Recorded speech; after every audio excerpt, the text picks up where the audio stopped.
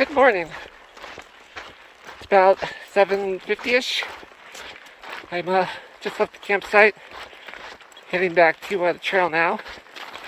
It's about a mile or two away. The plan today is to get over Forester Pass. It's about 16 or so miles away. And Forester, it's a big one. It's kind of difficult. More difficult than Whitney in some ways. It's like steeper. It's the tallest pass in the PCT. And for those that don't know how a pass, it's like basically just like a passage over a mountain. So it's gonna be a little difficult. I'm shooting for the campsite that's right after it once you cross the slope. The rest of the gang rolled out about an hour ago.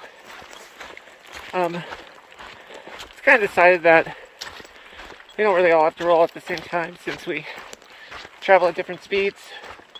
You know, there's a chance that I might get there first anyway, so it's kind of nice to ease into the day. You know, lay in the tent in the bed, drink some caffeine, have some breakfast, casually start packing things up, and especially since, you know, it's fairly low mileage day, just a big climb. So yeah, that's plan today. Water is going to be plentiful, so just got a liter.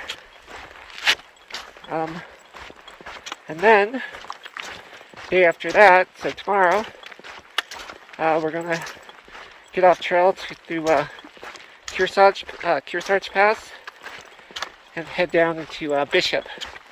It's pretty far away, but luckily, while as a friend, that could give us a lift. So probably zero in Bishop, and I will probably refresh some gear and relax a bit. Try to upload a video. It's been a while. I've had a lot of battery life lately. Haven't really charged my phone like I do like every other day, so I think I have enough power to maybe do some editing tonight. So, yep, that's the plan.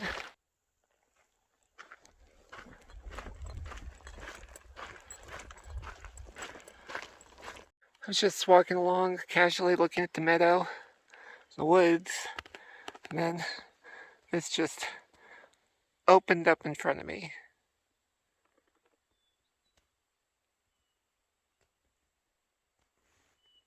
Okay, it's about an hour later, and I caught up with the rest of the group. This is the first stream crossing, but it looks like there's an easy way across. Since snowfall's been so light this season, looks like hopefully the streams will be a lot more passable. I mean, Whitney didn't even really have any snow, so it's kind of the PCT on easy mode.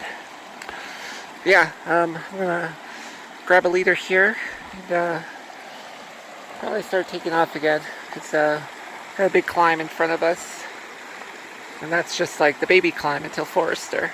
So time for some cool, refreshing mountain water, straight from the source.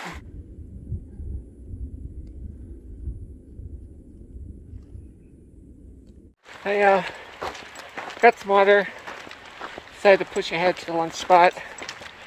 Wawa said something funny, jokingly, like she felt like she was hiking with a superhero, which is funny because, like, this morning, I woke up with like no aches or pains or anything from Whitney. Wait a sec. Another water crossing. Okay, yeah, so I had the thought when I woke up that, like, kind of felt like I discovered a superpower.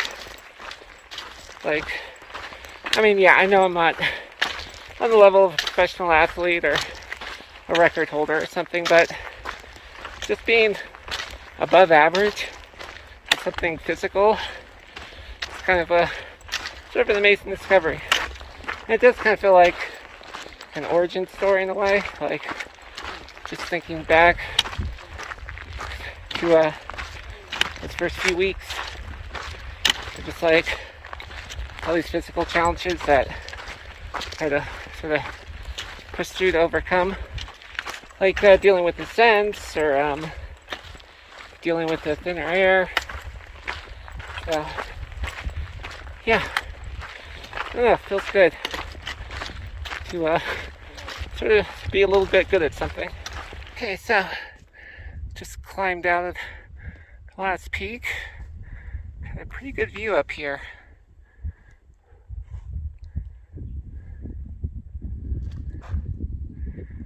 So I think Forester Pass is somewhere over there. You know, it's usually the low point. So yeah, somewhere shit, that might be it, like right there in the center, but I don't know. Seems a little low, but I'm guessing I'm about to drop down here and I'm gonna have to climb back up over there. So yeah, should be fun. Now that I think about it, I think that's way too close to be Forester Pass, so that's just something I'm gonna have to get over to get to Forester Pass.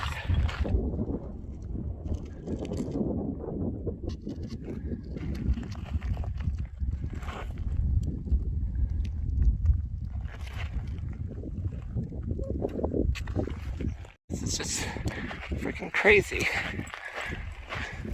These wide open views. Wow. Sierras are really something.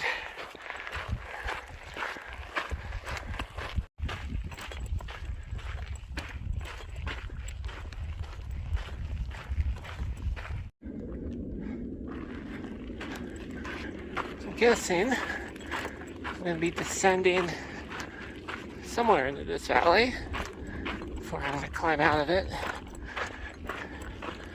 Whew.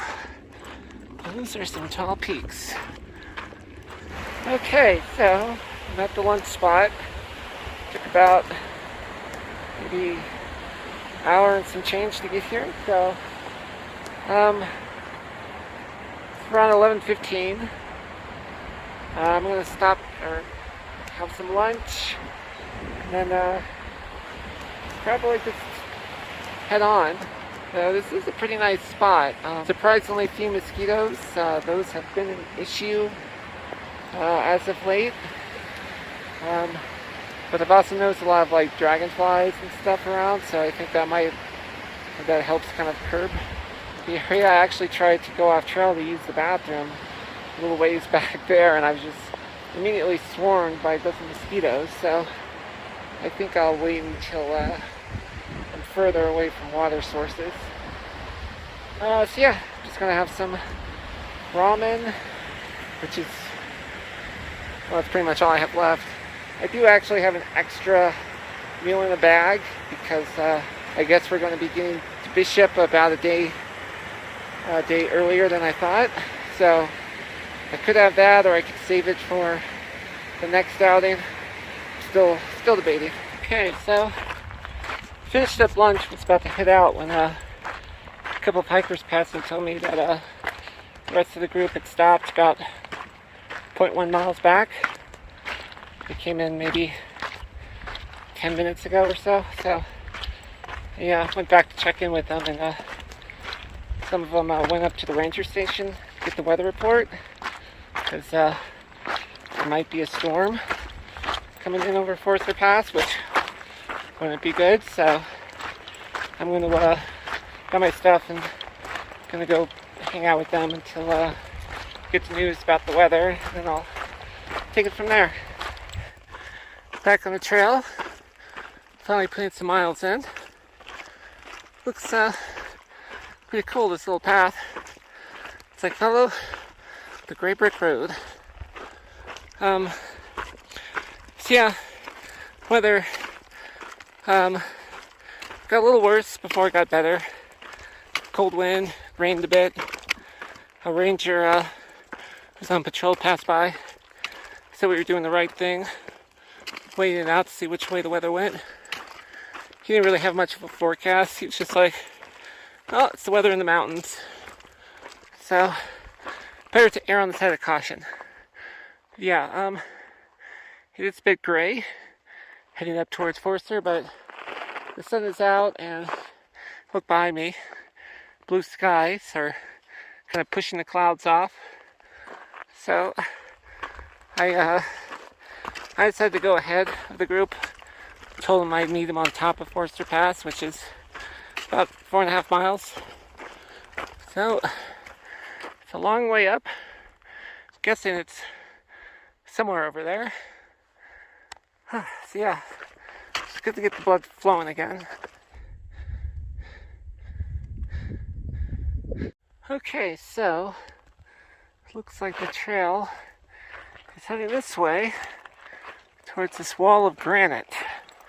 A little scary, but it's going to be quite the view from up there. I think Whitney was probably good practice for this. Looks like something from Iceland. Oh man, so, yep, gotta go over somewhere over there. Wow. Okay. Let me get some real Cliffs of Insanity vibe right now. Holy crap. It's inconceivable. Up on the side of the mountain now. Pretty good view from up here, but of course it'd probably be better at the top. It is still pretty dark over there. But I'm sitting here exposed on the side of the cliff, which means I should hurry up. Okay, there's snow here, but it's not on the trail. Well, take that back. Guess I should break out the micro spikes. Yeah, I see someone up there, so that's the pass. Less than a mile to go, about 800 feet. Oh boy.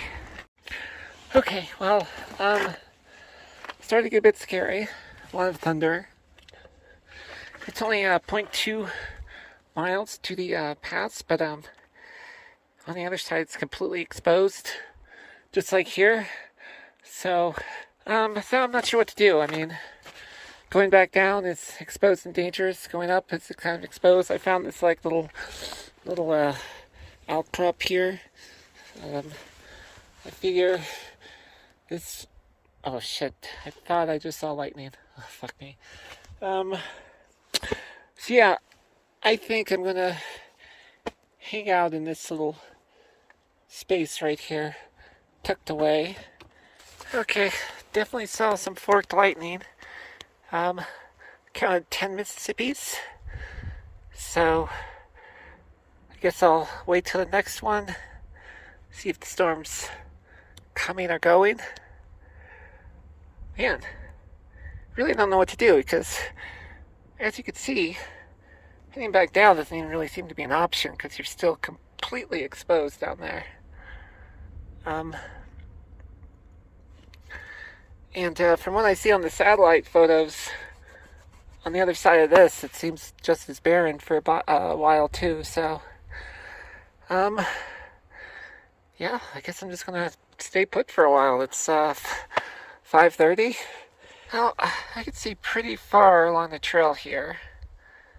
It's a little hard to tell on camera, but like right in the middle, you can kind of see the trail snaking all the way back towards those hills. So I've only seen 2 other people approaching, which I passed ways away, so I don't see the rest of the group.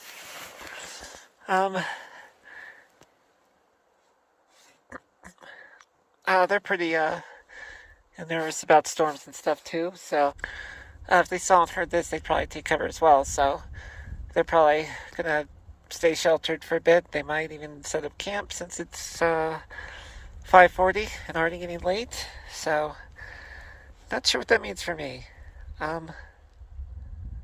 There are 2 people coming up that I know. Sort of in passing. I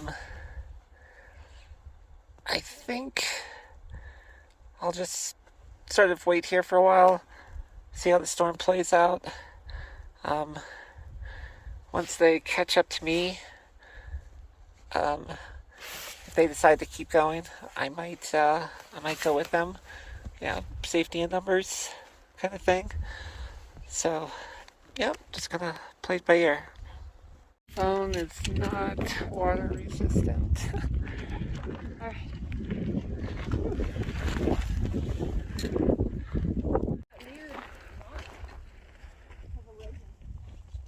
I didn't get to that part of the podcast. I have like 30.